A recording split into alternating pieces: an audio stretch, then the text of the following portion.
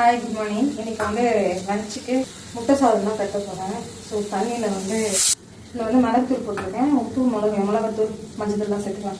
இதை வந்து சிக்கன் அவசர சிக்கன் விசில் வந்துச்சு, ஆஃப் பண்ணிடலாம். சால்ட்டு கொஞ்சமாக போட்டுக்கலாம். ரைஸுக்கும் சேர்த்து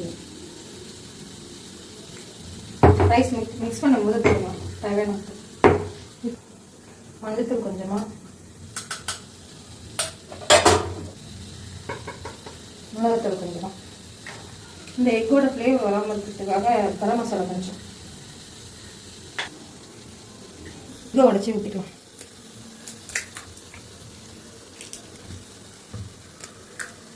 ரெண்டு சேர்த்துக்கணும்.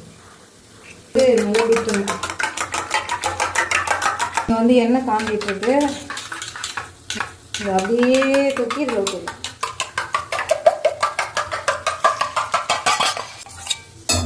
போட்டுருந்தேன். ரைஸ் மிக்ஸ் பண்ணும்போது அப்போ கொஞ்சம் போட்டுக்கலாம்.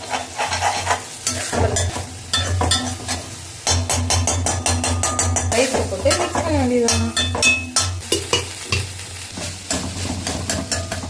ஆக்சுவலி நான் வந்து டைரெக்டாக இதில் முட்டை உடச்சி ஊற்றுவேன். அது வந்து வேறு மாதிரி வரும். சாப்பாடு முட்டையும் பிளெண்டாகி வரும். இது வந்து தனித்தனியாக நிற்குது.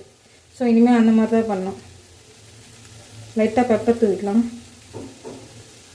உப்பு லைட்டாக தூவிக்கிறேன். மாதிரி உடச்சி கிணத்துல ஊற்றி மிக்ஸ் பண்ணி ஊற்ற வேண்டாம். இந்த மாதிரி பண்ணாதீங்க. நீங்கள் டைரெக்டாக ஊற்றுங்க. நான் டைரெக்டாக போட்டு தான் பண்ணுவேன். சரி இன்றைக்கி அப்படி ட்ரை பண்ணலாமேன்ட்டு பண்ணேன். அந்த மாதிரி பண்ணும்போது முட்டையும் சாதமும் ஒன்றா பிளெண்ட் ஆகுது. இப்போ வந்து தனித்தனியாக நிற்குது. அவசர சிக்கன் எப்படி வந்திருக்குன்னு பார்ப்போம்.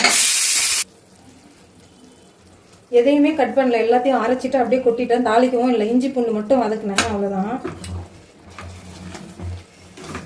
நல்லா வந்திருக்கு. சாப்பாடு வந்து பேக் பண்ணிடலாம். இது எடுத்துன்னு எங்கள் ஆற வைக்கணும்.